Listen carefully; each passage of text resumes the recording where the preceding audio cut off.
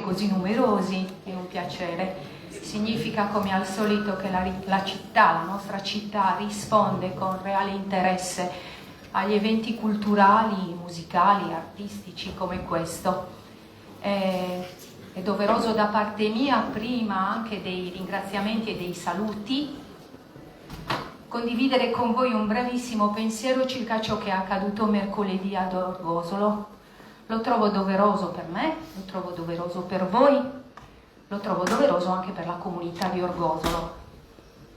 Sono convinta che le parole hanno un significato talmente profondo che è necessario usarle nel modo giusto per comunicare ciò che si vuole comunicare. In questo caso si è parlato di un atto intimidatorio che ovviamente non può essere stato, non avrebbe alcun senso, non lo rende meno grave, però di atto vandalico si è trattato, di un atto di vandalismo che ha danneggiato un'auto. Sono convinta che ahimè poteva essere l'auto di chiunque, in questo caso è toccata alla mia, quindi io ho subito sicuramente un danno materiale, ma quello che è il dolore e l'amarezza rispetto ad un simile gesto credo che sia condiviso intanto con le coriste del coro femminile di Orgosolo, ma con la comunità di Orgosolo tutta e con tutti voi che mi avete dimostrato affetto e stima attraverso messaggi, telefonate, articoli e post sui social. Quindi il mio invito è questo: a prendere, come dire, a interpretare e a dare il giusto peso alle parole, interpretando e quindi qualificando chi il gesto ha compiuto, non anche una comunità intera. Lo trovo scorretto e serve un'ulteriore violenza a quella già che tutti noi abbiamo subito. Dopodiché un abbraccio affettuoso e un augurio di una buona serata. Grazie.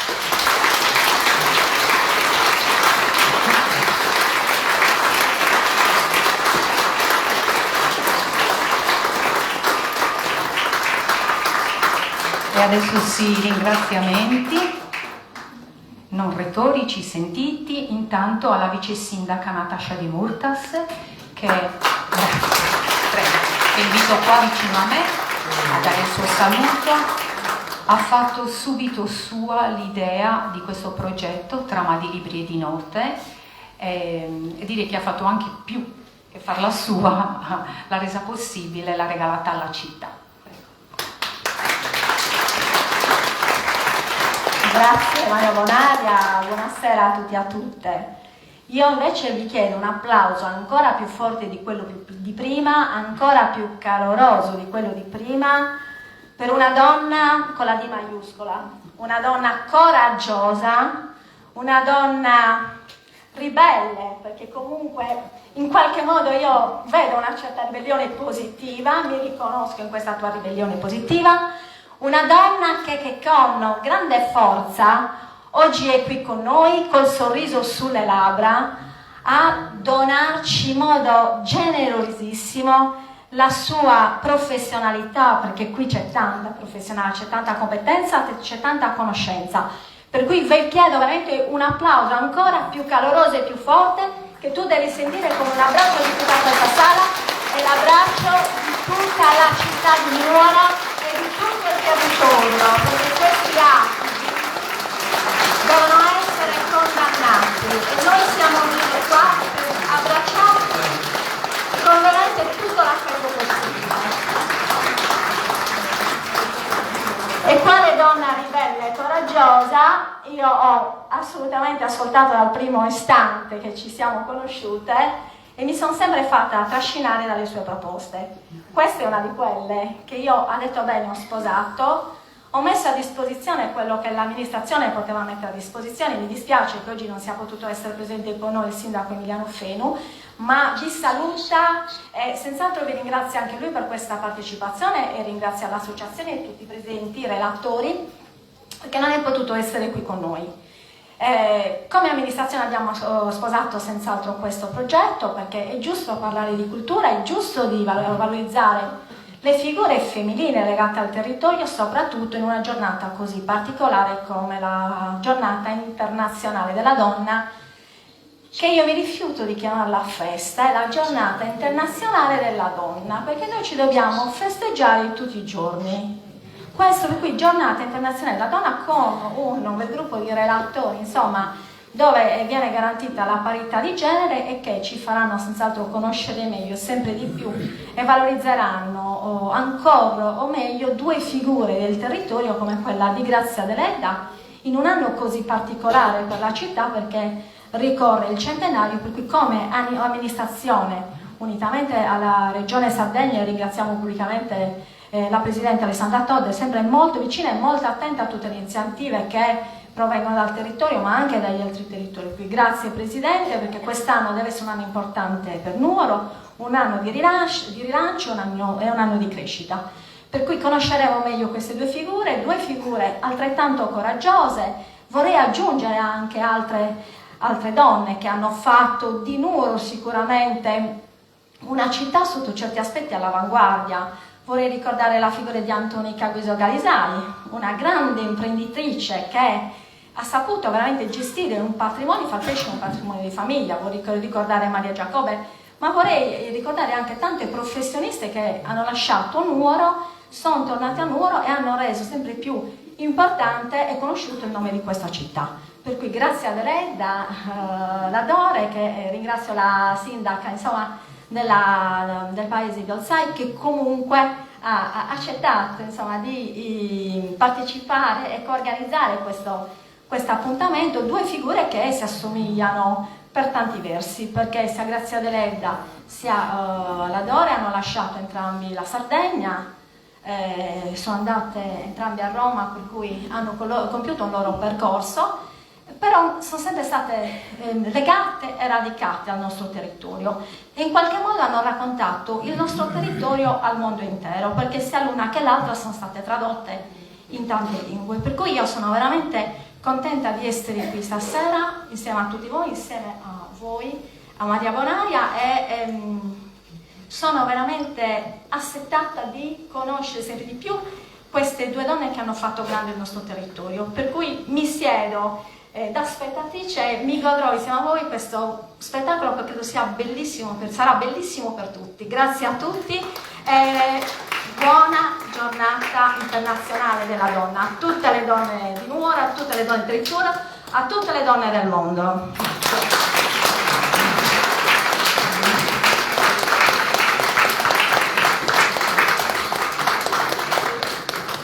E adesso il ringraziamento e la parola alla sindaca di Olzai, la dottoressa Maria Maddalena Agus, perché è qui lei? Perché il progetto Trama di Libri e di Note è un progetto articolato in più appuntamenti. Questo è il terzo, il secondo si è svolto ad Olzai, è proprio per parlare di questa figura femminile di cui ci diranno meglio i relatori. Si tratta di Raffaella Dore, quindi abbiamo voluto creare questo connubio e anche questo ponte, quindi una sorta di passaggio di testimone da Raffaella Dore a Grazia Deledda. Prego Maria Maddalena, grazie.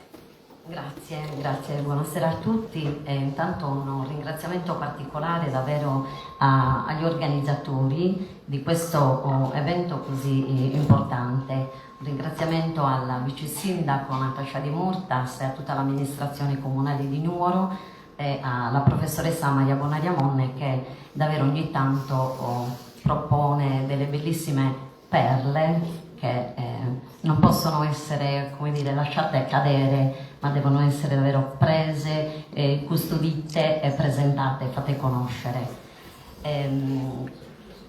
Perché sono qui presente a questo evento? Sono appunto il sindaco di Olzai, figlia di quel villaggio arcaico che Raffaella Dore nel suo libro Gli dei del bambino trasforma in un universo di studio di una dimensione delicata come quella del bambino e riscava più col pennello che la paletta o la picozza. Un villaggio arcaico molto simile al villaggio arcaico dove vengono ambientati tanti romanzi di Grazia Deledda e che la scrittrice conosceva bene perché non solo aveva relazioni epistolari e familiari dirette con l'amica olzaese Paolina Satta, che l'ha avuta anche come ospite, ma aveva un legame significativo con la famiglia Dore, in particolare con il medico e politico Francesco Dore, padre di Raffaela, che faceva parte della sua ristretta cerchia di amicizie. Francesco Dore, a sua volta, vedeva sempre nella Deledda la bambina e la giovane donna che aveva conosciuto nella casa di Nuoro. Con accenti toccanti descrive l'ultimo loro incontro avvenuto qualche mese prima che la scrittrice si mettesse a letto per non alzarsene più.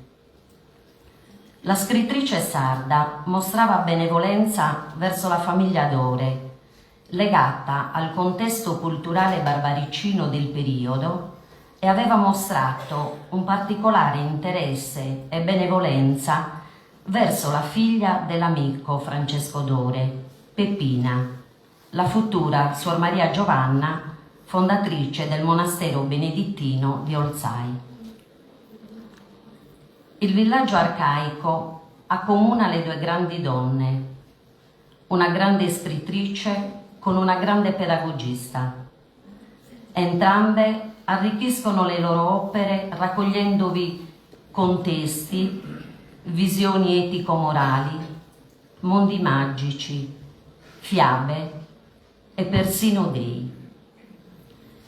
Sì, persino dei terreni, effimeri come quelli di Raffaella Dore negli Dei del Bambino, inesorabile e inevitabile come quello di Grazia Deledda nel romanzo Il Dio dei Viventi del 1922.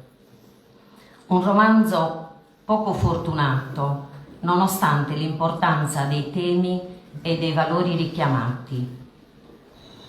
Un'etica e una morale di evidente condivisione di Nassone, per dirla con Giorgio Asproni, accomuna le due donne che, pur avendo convissuto a Roma per 19 anni, non sappiamo se abbiano avuto relazioni dirette. Quando Grazia Deledda, il 10 dicembre 1927, ha ricevuto il premio Nobel 1926, Raffaela era a Roma e aveva 22 anni. Ed è molto probabile che conoscesse Grazia, o almeno qualcosa della sua produzione, che si sviluppò principalmente tra il 1904 e il 1924. I relatori ci sapranno dire sicuramente qualcosa di più. Io mi fermo qui, pervasa da emozione e orgoglio, per avere avuto l'occasione di rappresentare quel villaggio al quale è appartenuto Raffaela e vi riposa per sempre. Grazie.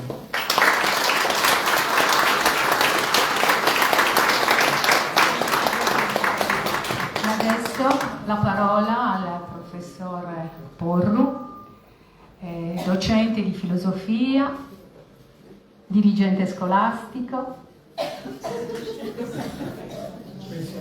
Ecco, anche l'altra volta ha fatto una battuta. Grazie, professore.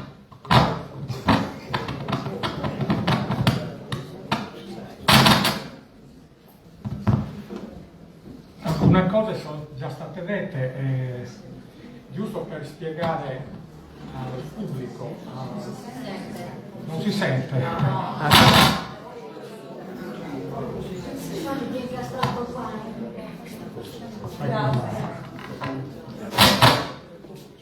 Si sente bene?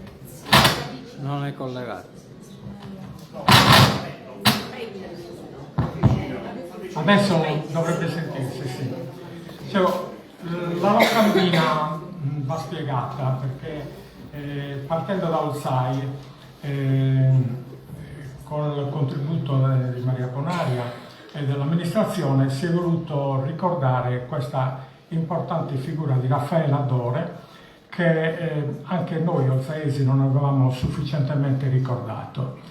In occasione di questa proposta si è voluto avvicinare Raffaella Dore e Grazia Deledda, che lì per lì sembra una cosa impossibile, però già Maddalena cominciava a raccontare che c'è una saga familiare vera e propria tra il Dore e il Deledda che informa e spiega questa lunghissima collaborazione, questa grande conoscenza. E perciò io devo partire da Francesco Dore, che è una figura straordinaria, un intellettuale, deputato cattolico radicale di inizio secolo, che ha avviato tra l'altro una famiglia eccezionale, 5 rappresentanti che hanno dato un contributo fondamentale nella politica e nella letteratura. Perciò vi chiedo, intanto non voglio trattenermi troppo, però vi chiedo di prestare attenzione ad alcune date che andiamo così a citare brevemente. Francesco Dore nasce nel 1860 a Usai e come tutti a quell'età l'educazione pubblica era un sogno. Pensate che il Regio Liceo, allora non a Spruni, nasce a Nuoro per la sola frequenza maschile nell'859 e per i primi 3 anni. Verrà ampliato di 2 anni nell'880, quindi per studiare bisognava arrangiarsi, quasi tutti erano intellettuali che venivano formati dalla Chiesa. Si raggiungeva Nuoro per i primi studi ginnasiali quando era possibile, e i maschi naturalmente quasi tutti frequentavano le scuole religiose, il seminario che li accompagnava fino a Cagliari per l'università. La scuola femminile è stata aperta nel 1874, quindi 3 anni aveva Grazia Deledda, visto che è nata nel 71, quando sono state avviate le prime classi di ginnasio. Francesco Dore era figlio di Pietro e Raffaella Satta. Era la sorella di Chischeddu Satta, il padrino di Grazia Deledda. È dedicata a Chischeddu Satta una bellissima novella in cui dice che era questo patriarca che veniva a cavallo, che nonostante venisse da un lontanissimo paese arrivava freschissimo, portava allegria, frutta e tanti doni che la famiglia Deledda, che non era certo non abbiente, gradiva moltissimo. Ma quando arrivava a Chischeddu, Tottoni Deledda dava ordine a tutta la servitù che si accendessero tutti i fornelli perché era festa grande. E durante questi banchetti lui, non ve la leggo, ma dice che si mettevano dopo la sera uno di fronte all'altro e le bottiglie, dice Grazia Deledda, inchinavano ora dall'uno o dall'altro fino a tarda notte, finché in una di queste notti venne una domestica ad annunciare che era nata una bambina.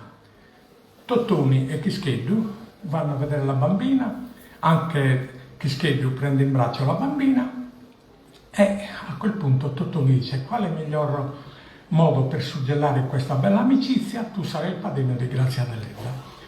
Continua a raccontare di questa vicenda, era l'uomo più buono del mondo, eccetera, eccetera, eccetera. Francesco Dore era il nipote di Chischeddu Satta, visto che la sorella Raffaella era appunto la moglie di Francesco Dore. Quindi Francesco Dore aveva ospitalità a casa Deledda, era Sadomo de Posada. Lui dice da tempo immemorabile, perché a Nuoro c'era un solo albergo e dice era assolutamente insufficiente. In quel tempo comincia la frequentazione con Grazia Deledda, che era poco più che fanciulla. C'è Ho conosciuto Grazia Deledda da quando era fanciulla, l'ho avvicinata in quasi tutte le vicende principali, eccetera, eccetera. Lasciamo andare per il momento la conoscenza di Grazia Deledda. Però Francesco Dore sta a Nuoro per le prime classi ginnasiali e poi si trasferisce a Cagliari. A Cagliari diventa un intellettuale cattolico militante che si batte contro il non expedit, vuole che i cattolici entrino in politica, ma siamo in tempi troppo lontani, questo avverrà solo nei primi decenni del Novecento. Intanto lui continua questa battaglia, fonda giornali, ha una penna finissima, guardate, poi finirà per scrivere in tutti i grandi giornali italiani, c'è una pubblicistica enorme. Lui si laurea esattamente a 25 anni e nell'885 va ad Orune, dove rimarrà fino al 2013, 28 anni. Lì diverrà assolutamente presidente dell'Ordine dei Medici della provincia di Sassari, Muro e Sassari, diventerà 2 volte consigliere provinciale. A Orune è ricordato per aver guidato le paci di San Giovanni, e intanto lui comincia ad affacciarsi alla politica. Era legato ai sassaresi della Nuova Sardegna, ha provato a candidarsi una prima volta nell'8, non viene eletto. Nel 909 non si candida perché era ammalato. Ecco un altro contatto con Grazia Deledda. In quell'anno si candida nello stesso collegio con i radicali, nonostante fosse cattolico, si candida Grazia Deledda e non si candida Francesco Dore, contro lo stesso candidato governativo, in piena età giolittiana. Immaginatevi la forza dei prefetti per osteggiare queste candidature. Naturalmente quella di Grazia Deledda era una candidatura di bandiera, non aveva né l'elettorato attivo né quello passivo, ciò nonostante si candida, prende solo 34 voti e gliene contestano ben 31. Sì. Bene, a quel punto Grazia Deledda è a Roma, voi sapete, si è trasferita nel Novecento, poi torno su Grazia Deledda quando vi dico altre 2 cose su Francesco Dore. Francesco Dore si candida nel 13 e nonostante non sia sostenuto dal clero e nonostante abbia l'opposizione radicale dei prefetti, montano di tutto, lui riesce a farsi eleggere. Mentre sono anni difficili, come sapete, il 15 c'è la prima guerra mondiale, il trasferimento Orune-Roma non era facile, la famiglia è a Orune, poi vi dirò brevemente dei figli, nascono 5 figli, 6, uno è morto, prestissimo, tra l'899 e il 1908, quindi quando lui viene eletto la famiglia è giovanissima, ha il problema di farli studiare, infatti poi vi dico li manda qui e là, ma la cosa bella è se si ha notizia, anche se guardiamo il primo capitolo del Giorno del Giudizio, c'è un affresco della città di Nuoro molto bello, perché Salvatore Sata dice che si candidavano solo quelli dei paesi, che erano gli orunesi e olzaesi, che poi probabilmente non sapevano che era la stessa persona, e persino gli ovodesi, dice lui, che parlavano un'altra lingua, eccetera, eccetera, eccetera, perché erano lontanissimi tra di loro, visto, lo dice, rivedetevi quel passo, perché si lamenta perché i nuoresi non fanno politica e hanno delegato la politica a questi biduncoli o bidai li chiamo. Giancarlo è... No, usa il termine bidas. Sì. Dice quelli che vengono dalle bidas, dispregiativamente. Sì. Ma la cosa bella è che, sapendo tutti i pericoli che correva per questa affermazione, Francesco Dore fa un atto di forza, viene in una macchina decappottabile, già immaginatevi nel 13 cosa doveva essere, scortato da 100 cavalieri, entra a Nuoro con una grandissima festa perché appunto avevano i governativi contro, la Chiesa se ne lavava le mani, poi insomma si sarebbe ricreduta la Chiesa nei primi anni 20 quando ha finito il Novecento. Ecco, Francesco Dore a quel punto nel 13 si trasferisce e nel 17 si trasferisce a Roma, è eletto nel 13, nel 17 deve prendere atto che la famiglia non ce la fa e se ne va a Roma. Siamo in piena guerra, lui non vive di politica e quindi si dà anche da fare come medico legale nell'esercito, si ricandida nel 19, viene rieletto e nel 21 non si ricandida perché non c'erano più le condizioni, erano cambiati i collegi elettorali, poi ormai stava perdendo i contatti con la sua terra. Mi sposto un attimo su Grazia Deledda. Grazia Deledda nasce nel 71, come sapete, e naturalmente, avendo il padrino di Olzai, è andata spesso a villeggiare a Olzai. Andava a villeggiare in occasione della festa principale, naturalmente, la festa di Santa Barbara. Di questa permanenza abbiamo salvato 4 lettere, come veniva detto, di Paolina Sata, che era cugina prima di Francesco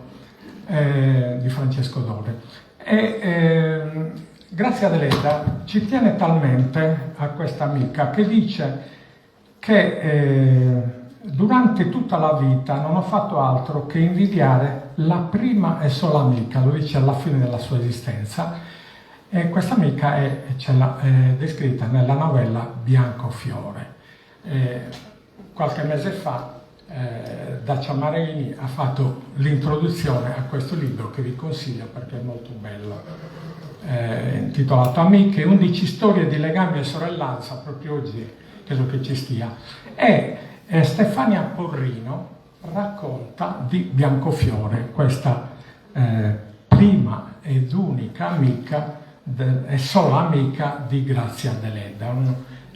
La rivede, la ricama anche, però è molto interessante. Le lettere sono tra il 884 e 888, quindi Grazia Deledda aveva 13-17 anni. Dopodiché, quando nel 99 va a Cagliari e nel Novecento a Roma,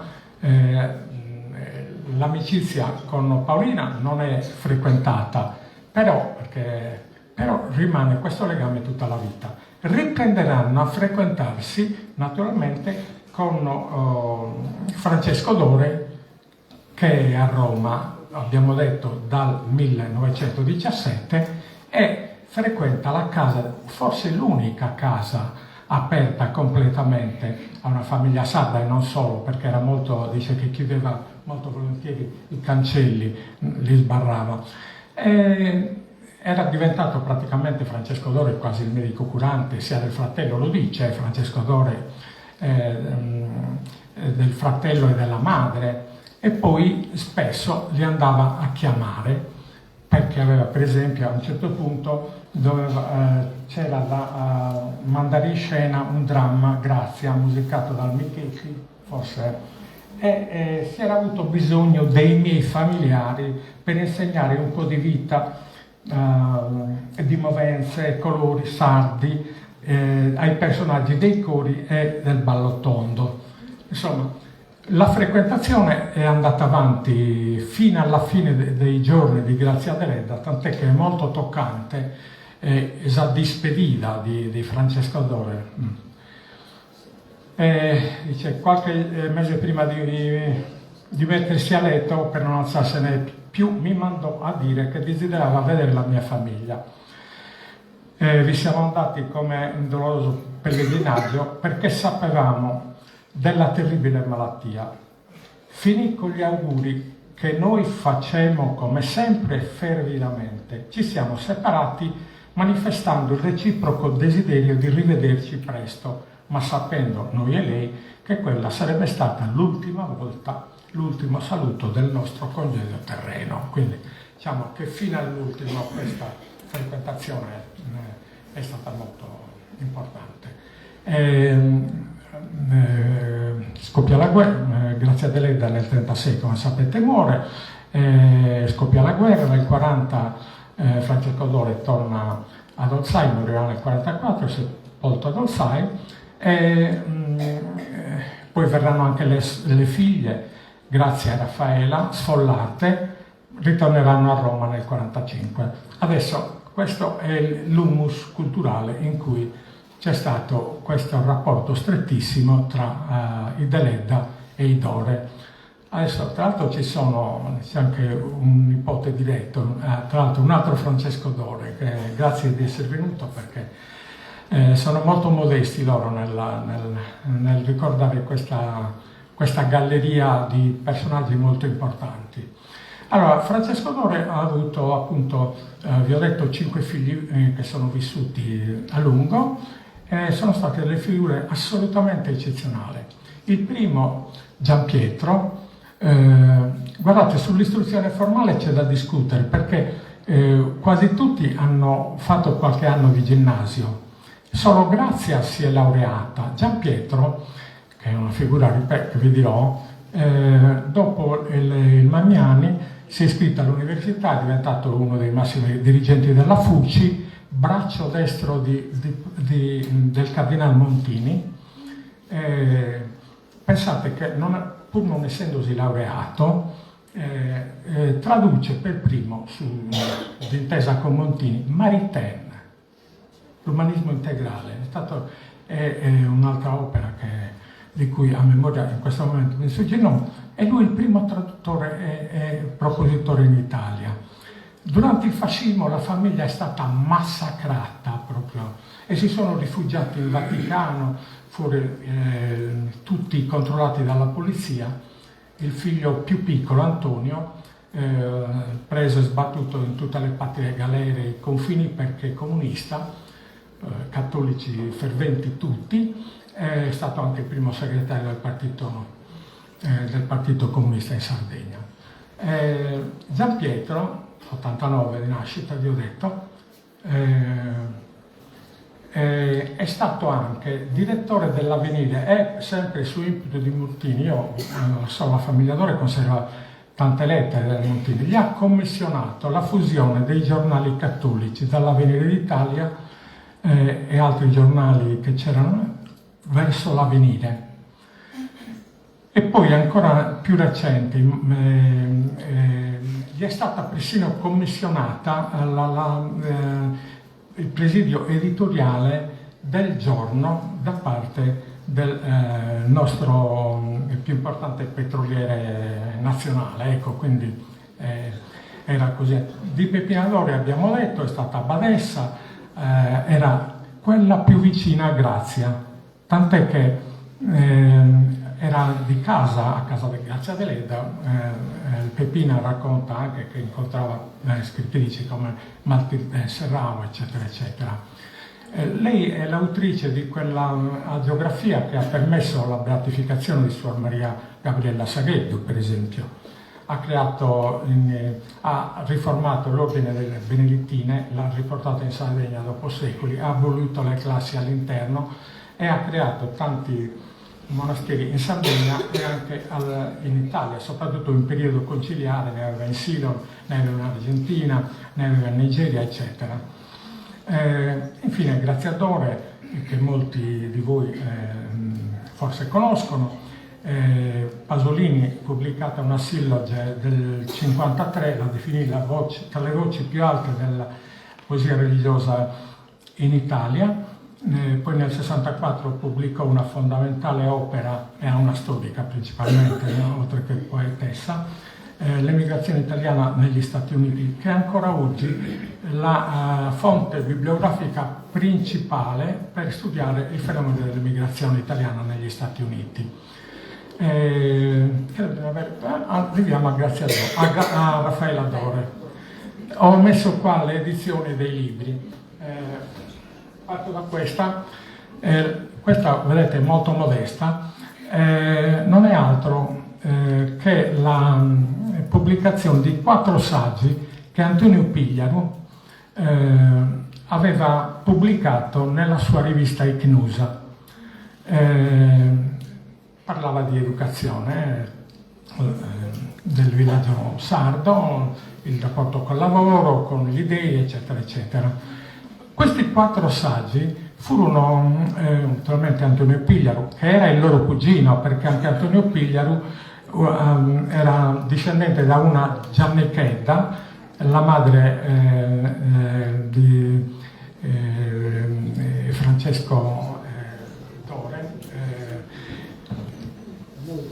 la moglie di Francesco Dore era una Giannichedda, una maestra di Sassari che viveva a Rune e si sono sposati. C'era un'altra Giannichedda che ha in qualche modo dato avvio alla discendenza Pigliaru, e questo rapporto ha permesso di creare un circolo culturale chiamato dei Santi Quattro, che vedeva le Dore collaborare con la rivista Icnusa. Questa rivista è stato un po' un fulmine a ciel sereno, perché fu preceduta dall'introduzione di Luigi Volpicelli, che era la massima autorità pedagogica che c'era in quel momento in Italia, e il quale dice una cosa del genere: se dovessi precisare meglio il mio pensiero, vorrei richiamare la peculiare posizione di Pigliaru in rapporto alla civiltà barbaricina. Nessun dubbio che l'azione che egli vede come indispensabile nel campo sociale valga anche in quello scolastico. Si tratta in effetti di 2 momenti diversi di una medesima opera. È quello che Pigliaru ha studiato e affermato in ordine alla più vasta vita sociale, laddove ha analizzato e ricercato in rapporto alla vita infantile e scolastica. Era la massima autorità pedagogica in quel momento che c'era in Italia. E Raffaella Dore era una studiosa autonoma che non aveva compiuto chissà quali studi formali. E si spinge a dire una cosa che, detta da un accademico, vi lascio intendere cosa vuol dire. Sono veramente lieto così di premettere in questa breve prefazione al volume della Dore uno dei più importanti libri di pedagogia che siano apparsi da noi, e per questo le chiedo di pubblicare nei Problemi di pedagogia, che era la rivista che Volpicelli aveva avviato. Questo libro va di per sé, con le sue forze naturalmente, e 10 anni dopo lo ripubblica Morcelliana, ampliato di 2 saggi, anche questo naturalmente, che parlano della fiaba e dei rapporti tra la favola e la fiaba. Questo libro viene pubblicato nel 72, però Raffaella Dore muore qualche mese prima di vederne la luce. Muore anche qualche mese prima di sapere che Lévi-Strauss aveva cercato di mettersi in contatto con Raffaella Dore, chiedendosi come mai un antropologo come Lévi-Strauss non conoscesse Raffaella Dore. Il libro ha girato molto nelle università italiane, soprattutto appunto dagli fine anni 70 gli anni 80, e poi è stato un po' dimenticato. Meritoriamente la Elisso lo ha ripubblicato nel 2011, ve lo consiglio vivamente. È stato recensito l'edizione morcelliana naturalmente dall'Avvenire, dall'Osservatore Romano, eccetera. Diciamo che per quello l'abbiamo ricordata analiticamente ad Olzai, in tanti anni non avevamo dedicato a lei un'iniziativa singolare così. Naturalmente la professoressa Piras, chiudo, lascio alla professoressa Piras senza dirvi che il nucleo della ricerca è che siamo negli anni 50, già si andava verso una scuola di massa, per cui si vedevano già i limiti dell'educazione, e si vedeva soprattutto questa dicotomia che c'era tra la scuola è la vita. Lei si inserisce in questa riflessione pensando che il villaggio abbia un metodo per avvicinare progressivamente e senza traumi il bambino dal gioco al lavoro. Il resto lo dirà la professoressa.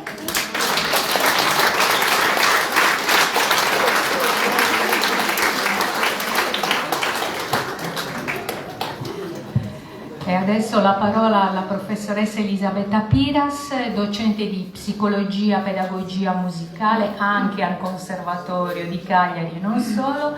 Grazie di essere qua e grazie ovviamente professor Porru, mi aveva preparato, avevo detto una ventina di minuti andranno bene, mi ha detto ma io in 20 minuti non riesco a dire ciò che devo, così è stato.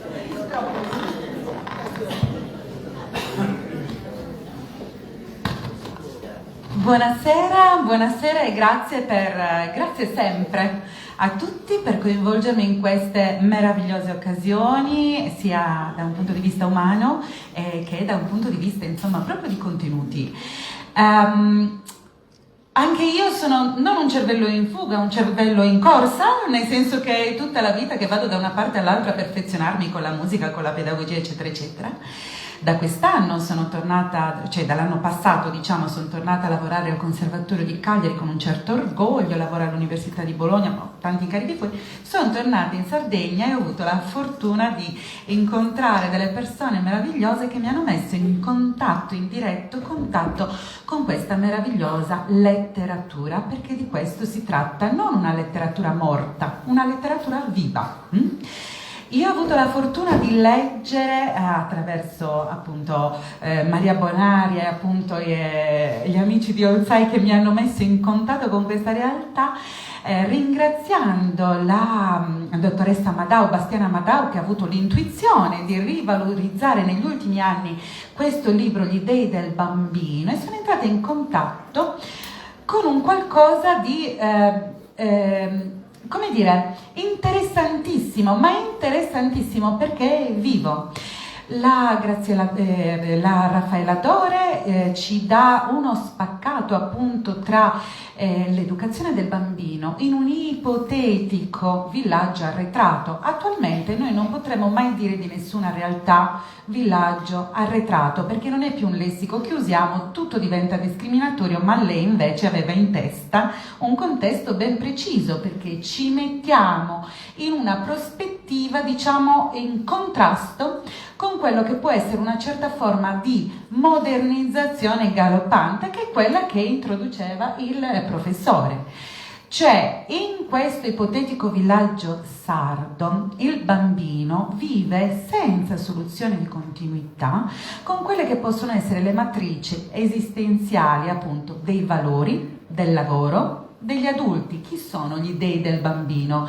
Gli dei del bambino sono la realtà che vive in primis gli adulti, da cui non è separato, mentre in questa società galoppante che noi adesso vediamo un po' come parcellizzata tra bambini e adulti, le cose sono nettamente separate. La Dore porta avanti in maniera, diciamo così, illuminata anche la differenza tra gioco e giocattolo, cioè in una società, diciamo, arretrata nel senso migliore del termine, il bambino si organizza il gioco e sviluppa quello che è il suo potenziale cognitivo, emotivo, umano, socializzante. Nella società, sempre tra mille virgolette, moderna, il bambino è giocattolo. Quindi è una soluzione pronta di sviluppo che in qualche maniera però lo limita in mille altre funzioni, e la società ne ha uno svantaggio in un certo senso, mille altri vantaggi. Non è un caso che l'introduzione al libro sia scritto da Mauro Laing, che per noi pedagogisti è il padre eterno di tutto quello che sarà poi l'episteme tra pedagogia e tecnologia e uso della tecnologia nello sviluppo.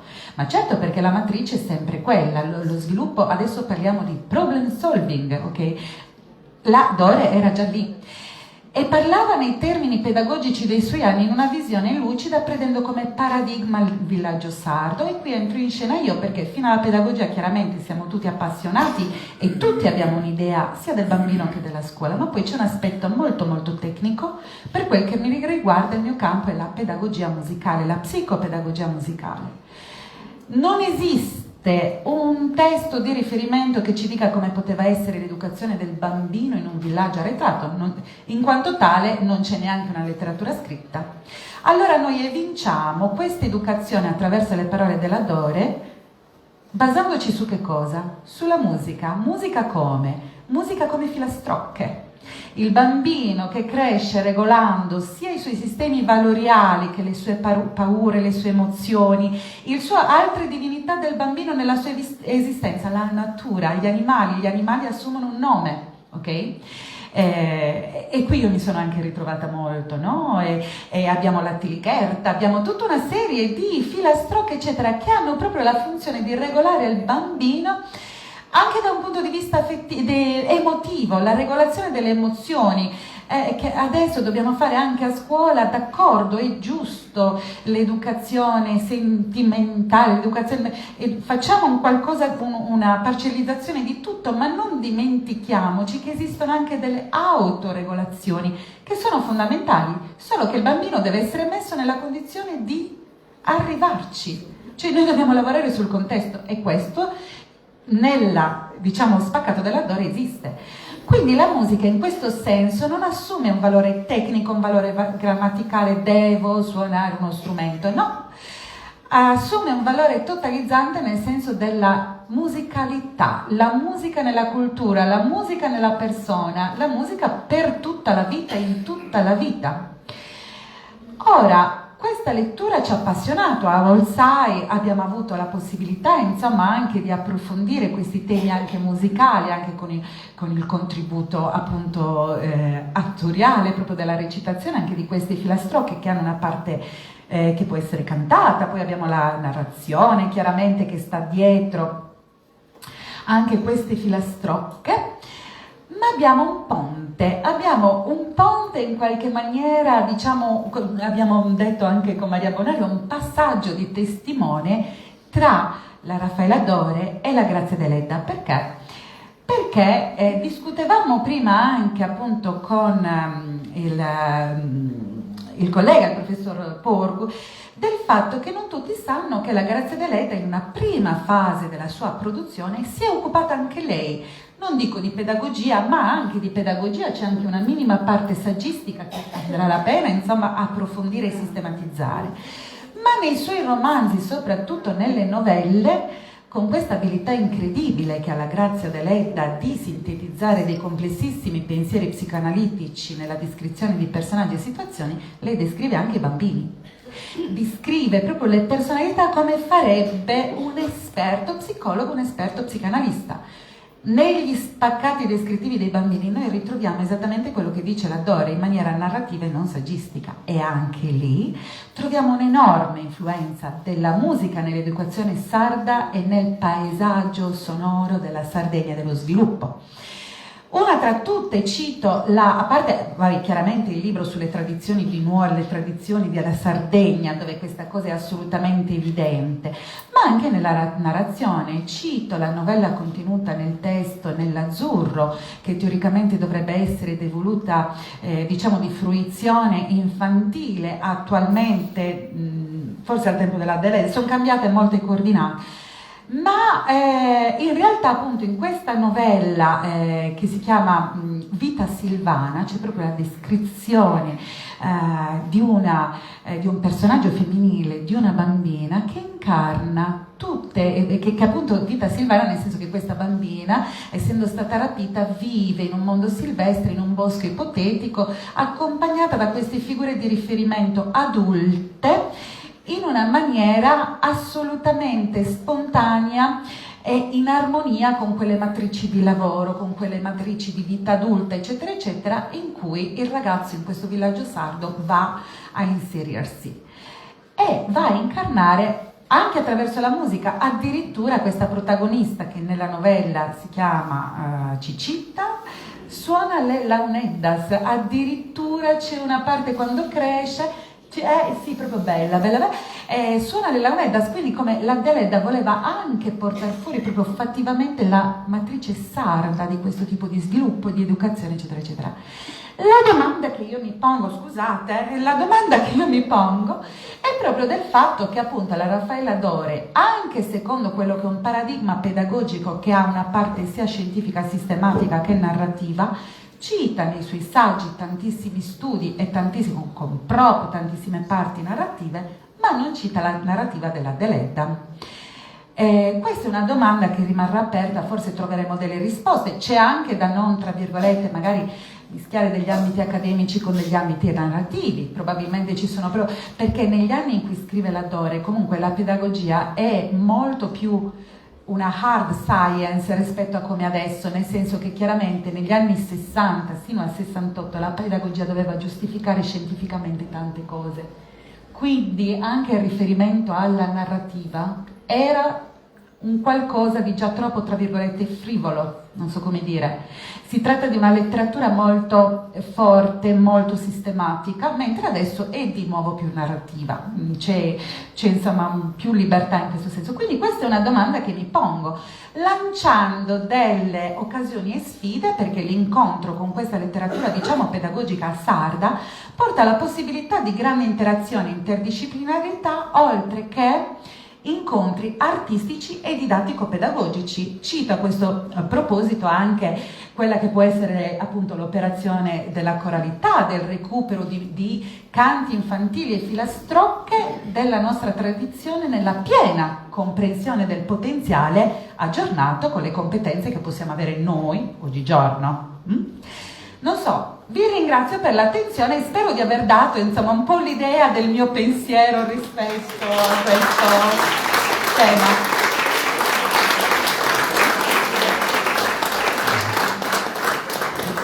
Grazie mille professoressa Piras, e adesso la parola al filologo esperto di Grazia Deledda Giancarlo Porcu. Grazie.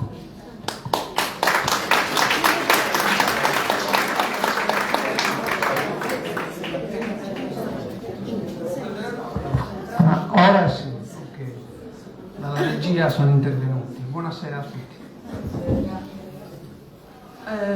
Devo raccontare una piccola cosa. Quando Maria Bonaria mi ha coinvolto, è incorsa in una coincidenza che non ho raccontato neanche a lei, perché da poco avevo riabilitato proprio Raffaella Dore durante un mio lavoro redazionale. Adesso riabilitato è una parola grossissima. È fresca di stampa la ristampa della La Vendetta Barbaricina come ordinamento giuridico di Antonio Pigliaro, che ho rivisto personalmente, non Antonio Pigliaro, La Vendetta Barbaricina, nella veste redazionale. E mi sono accorto che a un certo punto, in una nota importante del primo articolo del codice, c'è un Dore op cit. Op cit si mette opera citata, si deve andare dietro per vedere quando l'ha citata prima, e non c'è nessuna opera.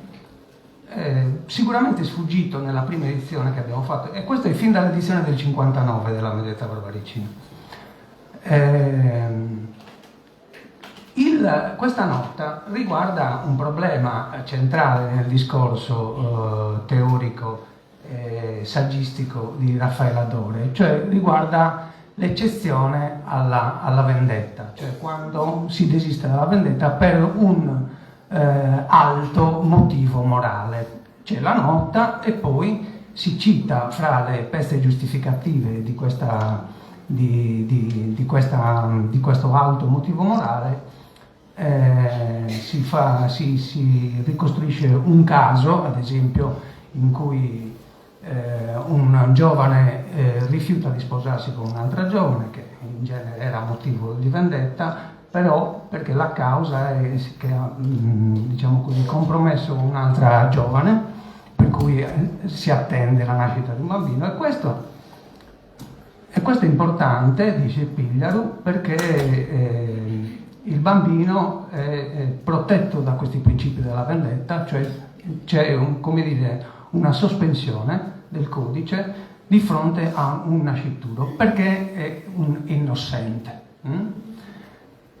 E rimanda a questo punto, si veda sulla sacralità del bambino nella società sarda tradizionale, dore opcit, al che ho capito che no, si riferiva esattamente, perché poi c'era un passaggio nell'educazione, scusate che non mi ricordo il titolo, l'educazione naturale nella pratica educativa del villaggio sardo, che compare nel 56 nella rivista diretta da Volpicelli, compare nel 56, perché siamo nel 59, non compare per la prima volta nel 61, ma proviene da lì, dalla rivista di pedagogia, e lì ci sono pagine mirabili sulla sacralità del bambino, che ha anche una sorta di salvacondotto, lei dice, no? Nella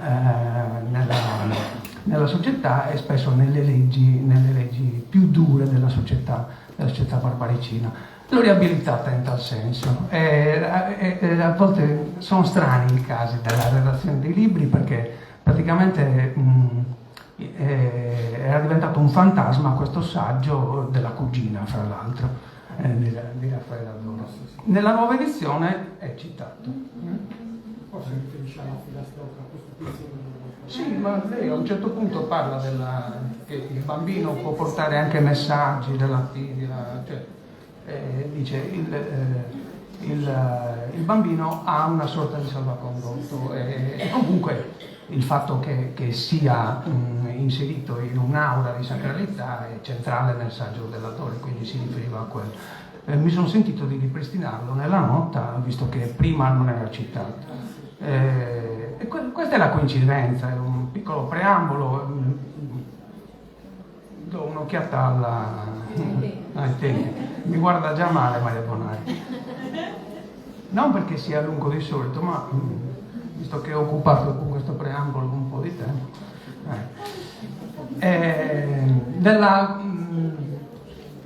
Più che fare un discorso generale, volevo concentrarmi su un esempio di questa grande scrittrice che fu Grazia Deledda, e sulla base di un'ultima pubblicazione che ho curato, che è questa, Racconti e versi ritrovati, che riguardano la collaborazione sconosciuta di Grazia Deledda a una rivista torinese, il Silvio Pellico, in anni giovanili, cioè parliamo di una Grazia Deledda 25enne, perché stiamo parlando del 1896-97, come ha ricordato il professor Porru, lei era classe 1871, una Deledda giovane. Più in generale c'è da fare questo discorso. C'è ancora tanto da scoprire sulla Deledda minore nel senso di autrice di scritti di minor mole rispetto alla grande produzione romanzesca. Ed è un imperativo dedicarsi a tutta questa produzione sommersa, è un imperativo che riguarda i grandi scrittori. Un altro premio Nobel italiano, Giosuè Carducci, del 1906, nell'occuparsi delle poesie latine di Ludovico Ariosto, un altro grande autore del passato, diceva più o meno così: dei grandi nulla, di ciò che hanno prodotto, i grandi, nulla può essere sottratto alla pubblica luce. Cioè ogni singolo scritto, anche il più piccolo, di quelli che sono stati scrittori veramente grandi, merita attenzione e deve essere sottoposto all'intelligenza dei critici, ma non solo, all'intelligenza, ai lettori intelligenti, se la cosa non sembri pleonastica, però ai lettori intelligenti. Questo riguardo si deve avere nei confronti di quella che è indubbiamente una grande scrittrice, Grazia Deledda. E queste indagini, come quella che ho fatto ultimamente, ho pubblicato, fanno emergere l'importanza di questi scritti. Io andrei subito a quell'esempio che vi volevo fare, per non dilungarmi troppo, tratto da questa pubblicazione, che è ricchissima di esempi. Ma andiamo per selezione drastica. Ricordo un dato Grazia Deledda esordisce, cioè pubblica per la prima volta un testo narrativo, ma un testo in assoluto, nel 1888 sulla rivista romana L'ultima moda, Messaggero dell'eleganza, si occupava di ricami, figurini, e tra un figurino e l'altro nelle colonne comparivano racconti, poesie o quant'altro. Ne pubblicò tanti, il primo del 1888 che è Sangue, sangue sardo, pubblicato dall'editore Perino, col quale poi esordisce col primo romanzo Fior di Sardegna. Nell'ultima moda compare anche un testo di carattere folclorico, comunque etnologico, che è Il Natale in Sardegna. Parliamo del 91, che riguarda tutta quell'attività che ricordava la professoressa Piras, che poi è confluita in un libro vero e proprio, che sono le tradizioni popolari di Nuoro. Ebbene, nel Silvio Pellico di Torino, e arriviamo all'esempio che vi volevo fare, Grazia Deledda esordisce nel 1895, qualche anno dopo, e ripropone Il Natale in Sardegna, però chiaramente riscritto. Questa era una modalità solita nel suo partecipare a varie testate, cioè spesso proponeva cose già scritte, ma non le proponeva sì che simplicite, diciamo che non faceva, non era un riciclo nudo, ma rimeditava sul testo. E per noi questa rimeditazione è importantissima, perché ci parla del suo lavorio sul testo, che è anche un lavorio ovviamente sì di parola, ma anche ideologico-mentale. La vicenda del Natale in Sardegna, della descrizione quindi degli usi e delle credenze legate al Natale in Sardegna, ma in particolare a Nuoro, è anche più articolata, perché lei cosa fa? La parte, diciamo così, etnografica viene usata come preambolo di un racconto natale, che parla, è un racconto anche burlesco e comico, che si intitola Natale, riguarda la famiglia Istrintoso, cioè Tirchi, e da questa tirchieria verranno puniti in finale a sorpresa che non vi racconto.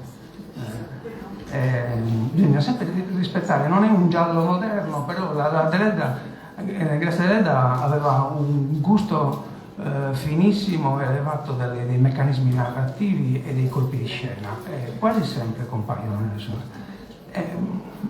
Può avvenire, anzi avviene, che qualcuno non abbia letto queste novelle, quindi meglio non dichiarare i finali sostanzialmente. Quindi è molto più articolata la storia, ed è bello come lei utilizzi intanto nel 92, un anno dopo la prima pubblicazione di questo scritto, il testo di carattere etnografico come preambolo a una narrazione, perché poi la sua vera natura è quella della narratrice, cioè di colei che lo studio delle tradizioni, delle credenze, delle leggende, soprattutto delle filastrocche, anche traduce poi in gesto narrativo, cioè in gesto artistico, immette in una storia e lo innerva, non è un accessorio, e sempre di più sarà così. Dato che il mio mestiere è quello di filologo e sono un innamorato della parola e ancora di più della parola artistica, voglio farvi vedere quali sono i vantaggi del confrontare molto velocemente le trasformazioni che Grazia Deledda imprime a questo suo stesso scritto nella sostanza in queste tre tappe fondamentali, più una di cui vi dico subito, che è addirittura di una Grazia Deledda romana che riprende queste sue cose iniziali, perché c'è da dire, uno dei vantaggi di conoscere gli scritti minori e anche i primissimi scritti minori di una scrittrice è poter vedere proprio le stesse idee che poi troviamo nella produzione matura, le scaturigini di idee che sono già lì, che sono già dentro, magari formalmente non tornite, però si possono vedere più che in embrione. C'è un passaggio in particolare che è quello che riguarda un'antica credenza legata al Natale in Sardegna. Nell'articolo dell'ultima moda di cui vi ho parlato prima, la prima uscita, è un paragrafetto aggiunto dopo 3 asterischi di intervallo tipografico, alla fine, quasi proprio si fosse dimenticata di c'era quella credenza, e la mette alla fine, e recita così.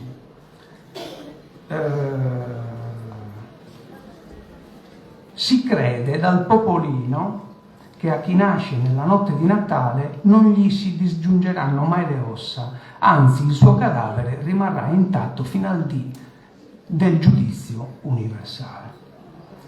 Questa stessa credenza è intanto registrata nelle tradizioni popolari di Nuoro, quasi con gli stessi termini e comunque nello stesso stile, diciamo così, referenziale ed etnografico. A chi nasce nella notte di Natale non le si slegheranno mai le ossa e il giorno del giudizio ritroverà intatto il suo scheletro.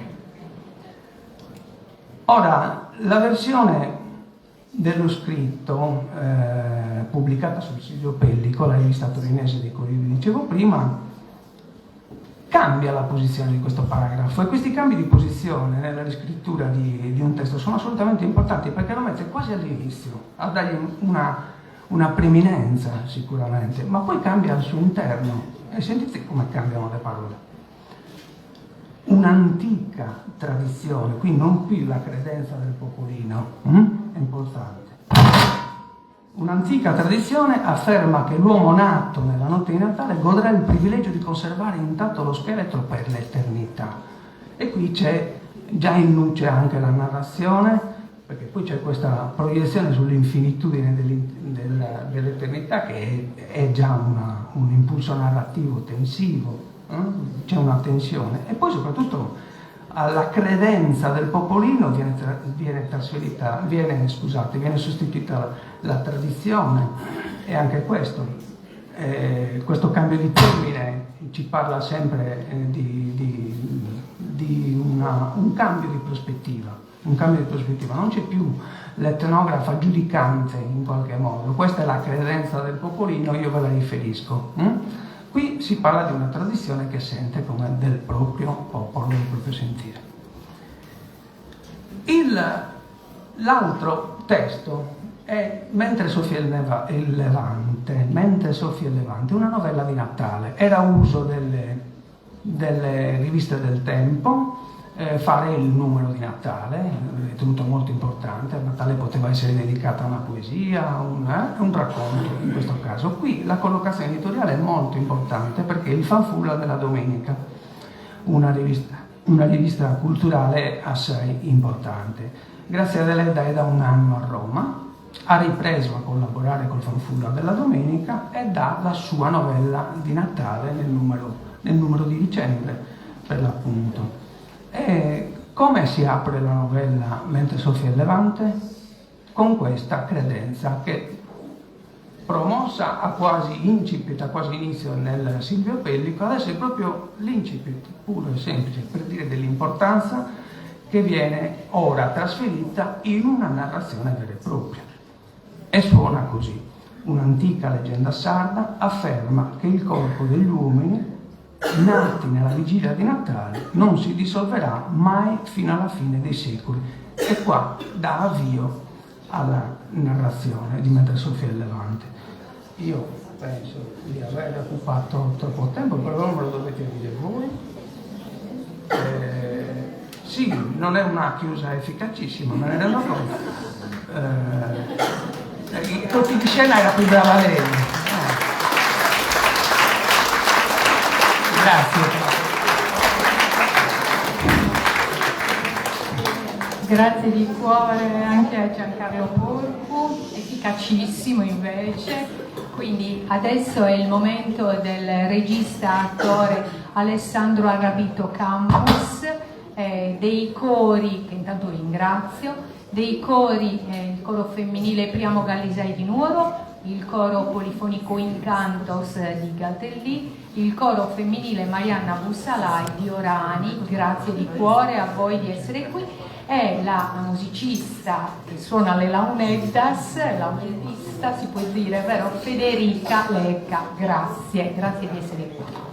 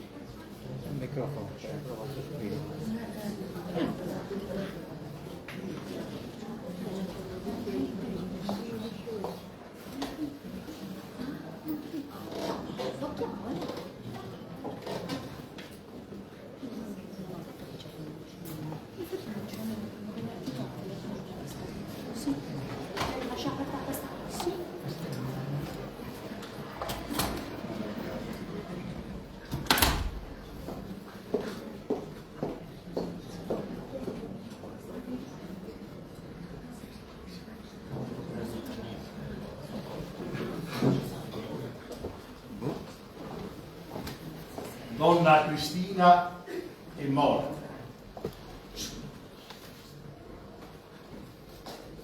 Il viso pallido del figlio perde un poco della sua serenità e Don Zame prende sempre più l'aspetto prepotente dei baroni suoi antenati e tiene chiuse dentro casa come schiave le 4 ragazze in attesa di mariti degni di loro. E come schiave esse dovevano lavorare, fare il pane, tessere, cucire, cucinare, saper custodire la loro roba, mai pensare o sollevare gli occhi davanti a un uomo non destinato loro in sposo.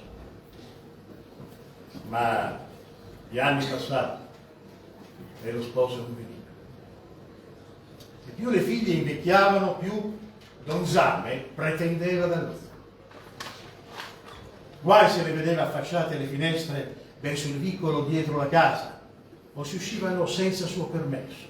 Le schiaffeggiava, coprendole di improperi, e minacciava di morte i giovani che passavano 2 volte di seguito nel vicolo.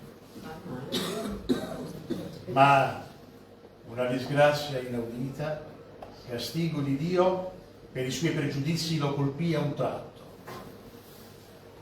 Donna Lia sparì una notte dalla casa paterna e per lungo tempo non si seppe più nulla di lei. Un'ombra di morte e disonore gravò sulla casa, ma nel paese mai uno scandalo uguale.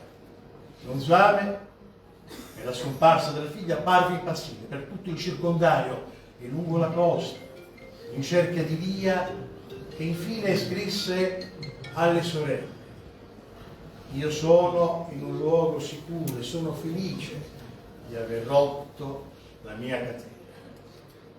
Le sorelle però non perdonarono, non risposero.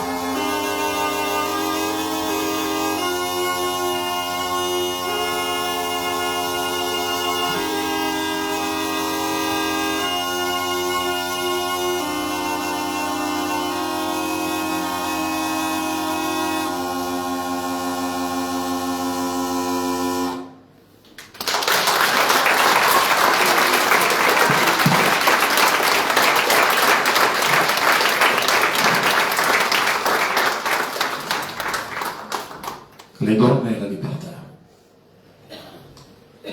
Solo in autunno zio Micheli si accorse che sua figlia aveva peccato. Aveva conosciuto tutti i dolori della vita fuorché il disonore.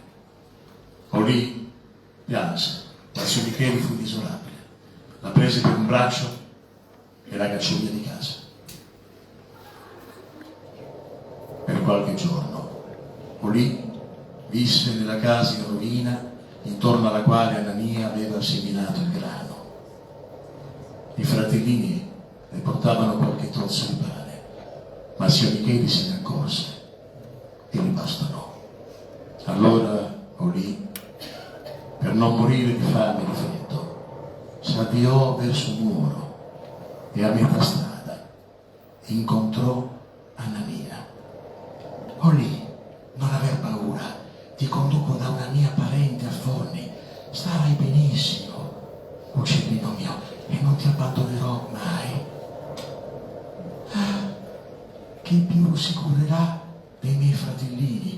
e chi preparerà il pane nella cantoniera, chi più laverà i panni nel fiume azzurro. Affondi, Olì pianse un giorno e una notte, poi si guardò intorno con occhi foschi.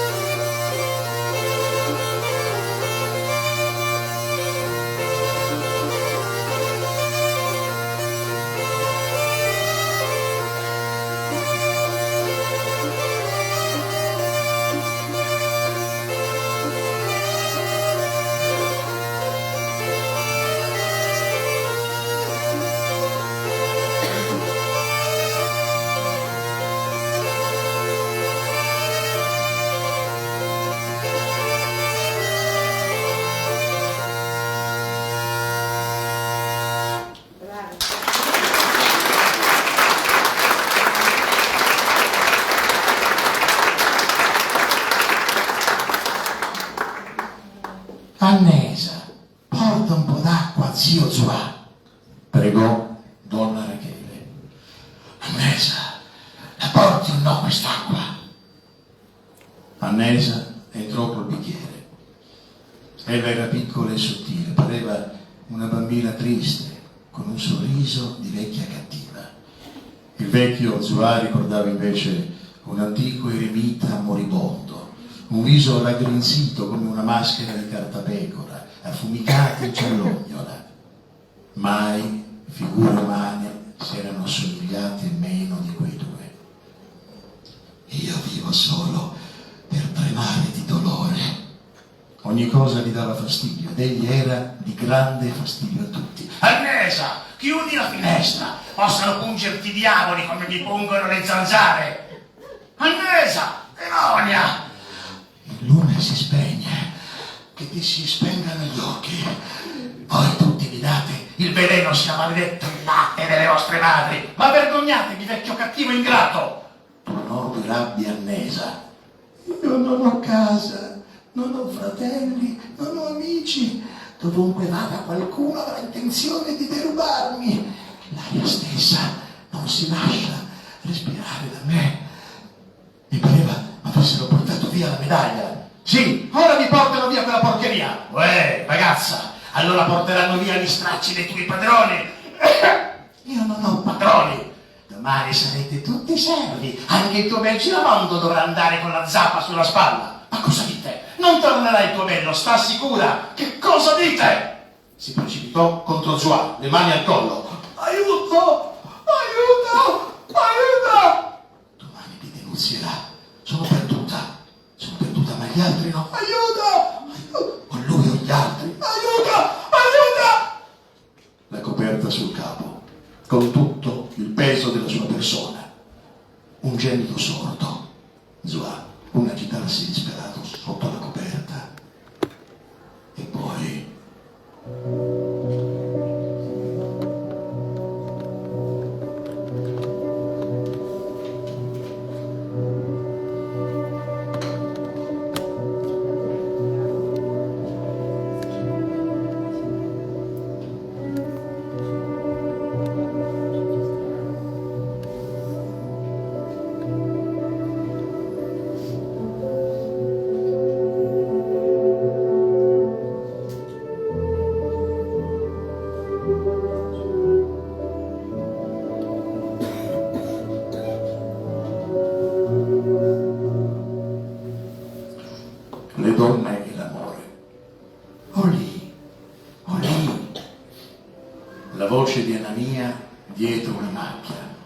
Olì tremò, avanzò cauta, cadde fra le sue braccia, sull'erba ancora tiepida.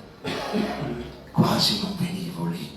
La padrona deve sgravarsi stanotte e mia moglie voleva che io restassi in casa. Ma stanotte devo cogliere il puleggio e l'alloro e San Giovanni. Verrai tu lì quando io batterò il grano, ci sarà molta gente e alla notte canteremo. No, mio padre non vorrà. Ah, ho trovato anche una croce d'argento. Ma è dunque vero, il tesoro c'è.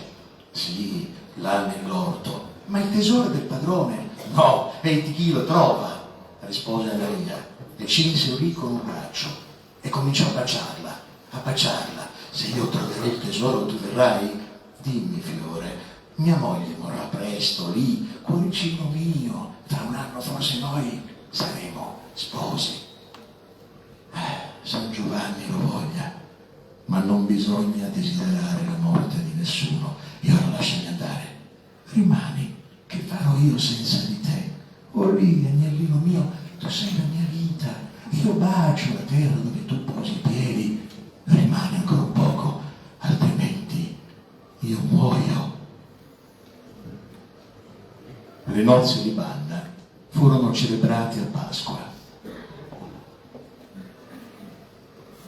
Le donne e gli uomini, con le dita intralciate, saltellavano, seri e quasi tragici, intorno al gruppo dei cantori, che riuniti viso contro viso, con le mani sulle guance, pareva si comunicassero un segreto. Sotto il portico, ove si sgozzavano i capretti e si scorticavano le pecore, la scena aveva alcunché di rituale, simile a un sacrificio accompagnato da canti e danze in onore degli sposi.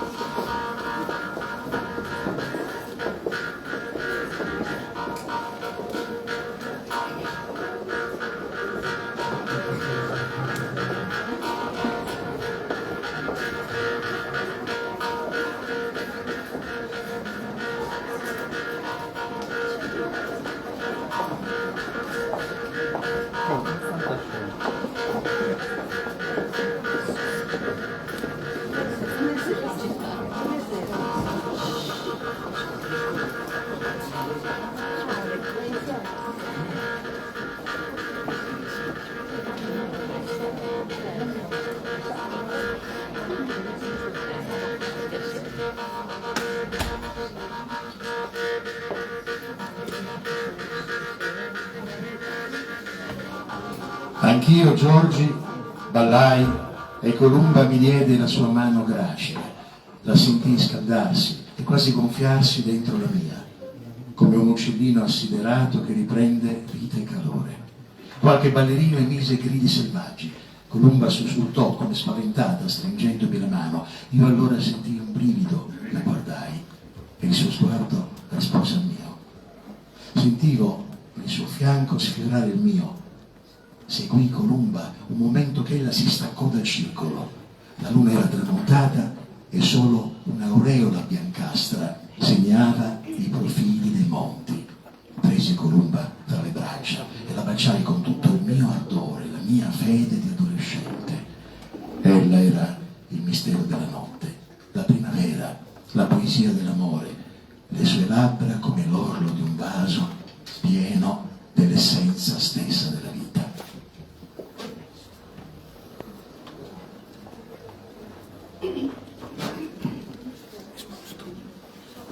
Un attimino.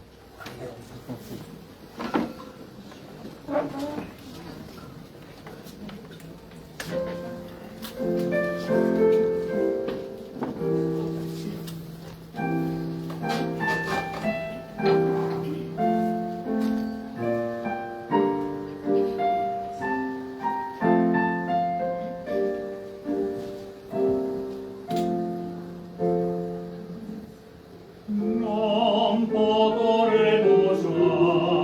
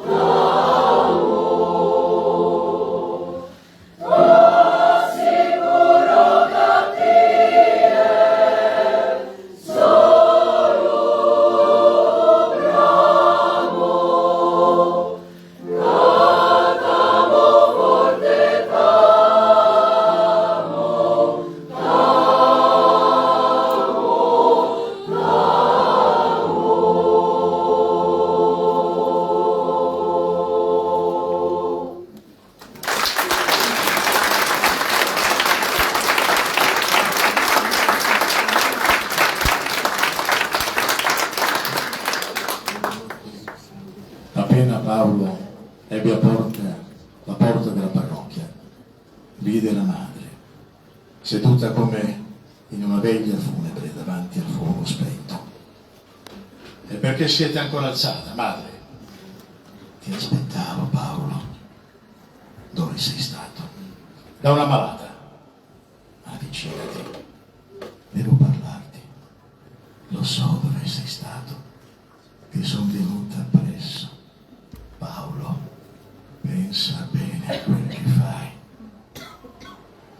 Egli taceva, alto sopra di lei, un pallore di morte, immobile sulla sua ombra, sul muro, come Cristo sulla croce. Desiderò piegarsi, caderle sul grembo, sentiva umiliazione e rabbia e anche soffriva il dolore che dava sua madre. Mamma, vi dico che sono stato da una malata. Non vi sono malati in quella casa. Non tutti i malati stanno a letto. Tu sei malato più della donna che vai ad assistere e bisogna che che ti curi, Paolo. Non sei tu solo che devi salvarti, figlio di Dio. Ma tosto Paolo si raddrizzò come una verga d'acciaio, con la disperazione del colpevole che non vede via di scampo. Basta! Tenetevi per voi le vostre immaginazioni. Paolo, io non ho altro da dirti, ma parlerò di te con Dio. Lo vedo da me, il mio bene e il mio male. Paolo, da qui non tornerò mai più se non mi giuri, Paolo, di non rimettere mai più piede in quella casa. Madre, vi giuro che non tornerò più in quella casa. Le donne e le stelle. Verso c'era. Il cielo si schiariva. Tutto l'argento delle miniere del mondo s'ammucchiava a blocchi, a cataste sull'orizzonte. Un punto giallo brillava dietro un castello smantellato. Era la luna che spuntava e la sua luce illuminava tutto il paesaggio misterioso e come al tocco di un dito magico tutto spariva. Un lago azzurro infondava all'orizzonte la notte d'autunno limpida e fredda. Scoccava mezzanotte. Sul cielo limpidissimo brillavano le stelle velate dal chiaro fulgido della luna piena, vaganti attraverso un fascio di sfumature dorate, a gradazioni strane come meandri verdognoli, rosei e color di viola. Un coro di grilli saliva dai cespugli e un carro lontano roteava nello stradale bianco alla luna. Il riflesso della luna spruzzava di perle gli olivi e illuminava il cortile dove le zappe e i vomeri brillavano d'argento. La notte invernale era limpida e fredda. Solo il cuore di Pietro ardeva e tumultuava e la luna sorrideva ai suoi sogni. Intorno le montagne svanivano azzurre e su tutte le cose arcanamente tacite vegliavano le stelle, vive sul cielo chiaro e profondo. Le ragazze camminavano e camminavano bianche di luna, silenziose e raccolte. I loro capelli volavano alla brezza e pareva volessero staccarsi, seguire il soffio che li accarezzava. D'un tratto le ragazze si fermarono, ascoltando. Nell'alta notte io vigilo i monti lontani assopiti, nel sogno lunare. Il cielo limpidissimo è un gran mare di innocenza e di pace. Oh sogni rami dell'oscurato mondo, empi e profani sogni, ove siete?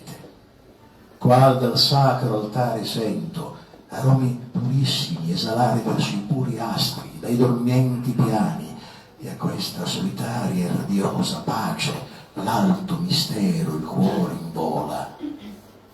Quando l'anima pura e disdegnosa vede il male trionfare e la menzogna, allora è altera di sentirsi sola, come aquila, e in sé raccolta sogna.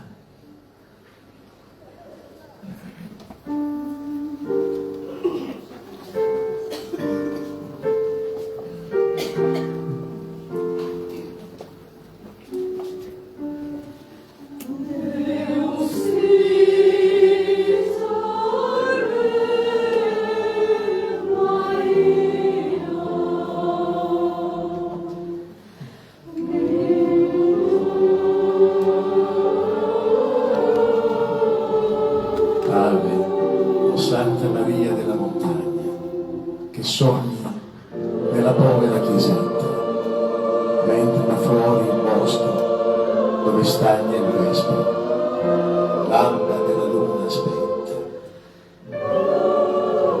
Ave Maria, e chi muore e si ragna giunga il singulto sino alla tua vetta, sino al tuo sogno, sino alla tua magna misericordia. E in essa si rimetta. E tu provvedi.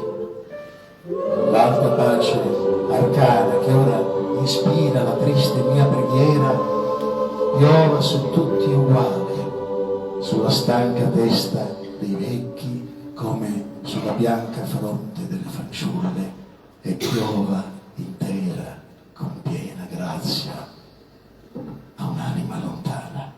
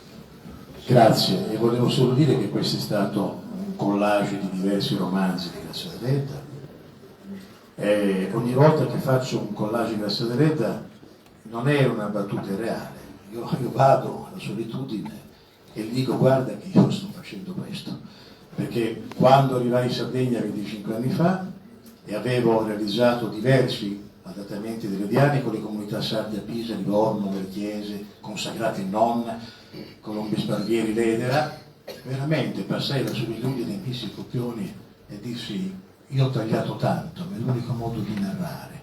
All'epoca pensavo che il sarcofago fosse pieno, ci fosse Grazia Deledda. In realtà anni dopo l'amico Gommereo, il compianto Gommereo, dimostrò che non era di Grazia Deledda, su richiesta di Sandro Madesani, che chiese: io voglio aprire quel sarcofago.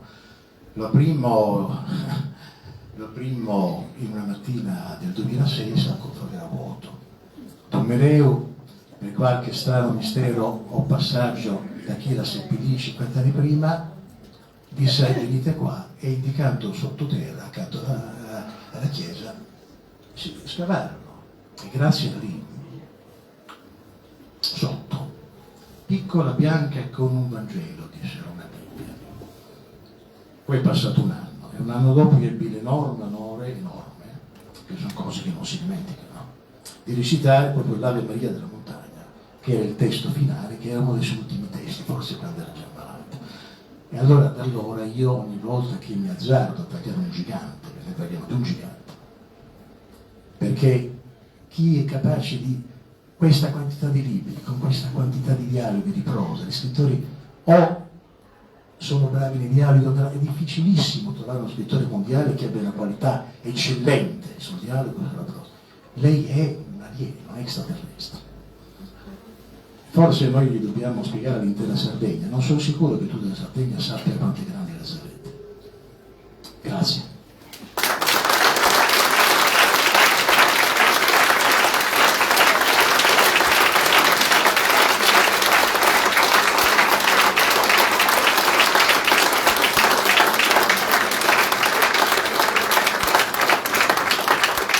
Nel ringraziare Alessandro Arabito Campus della sua preziosa presenza stasera, invito i due cori, i cori femminili, il coro misto, Incantos di Gatellì, il coro femminile Priamo Gallise di Nuoro, vorrei invitare voi due cori a lasciare spazio al coro femminile di Orani, perché adesso il passaggio di testimone che prima è avvenuto da Raffaella Dore a Grazia Deledda, adesso passerà da Grazia Deledda a Marianna Bussalai di Orani per un prossimo incontro, un prossimo appuntamento di Trama di Libri e di Notte.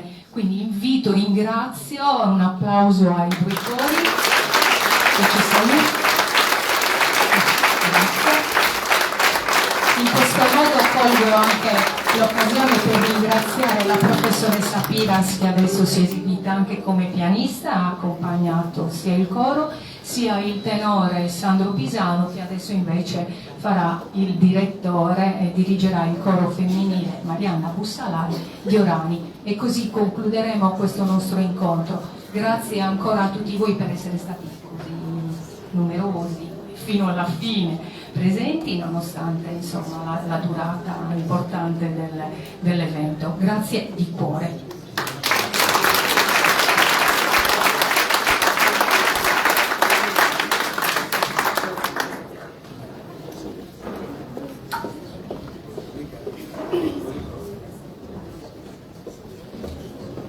Sentirete adesso Nel cuore di Marianna Bussalai, agosto 1922. È la volta costellata, tutto d'oro un tremolio, dalla selva profumata giunge un lento tintinnio. Sul tinnire delle gregge, a salsa il canto del pastor, della notte, dalla reggia larve e sogni escon fuor. Tra le querce all'orizzonte una casta luce appare, è la luna che dal monte sorge i campi a inargentar, ed un'ombra di dolcezza che soggiorna e che incatena, solca a un tratto la bellezza della notte, alta e serena. Ah, ma l'eco del tuo pianto, dolce e gnosa, il tuo dolor pur dell'ora dell'incanto, marde vigile nel cor, non l'addorme tremolio d'astri o canto di pastore, non i greggi il tintinnio, non di luna il mite albore. Quella notte è tutta piena d'incantata soavità, l'impotente e muta pena di Sardegna in cuor mi sta.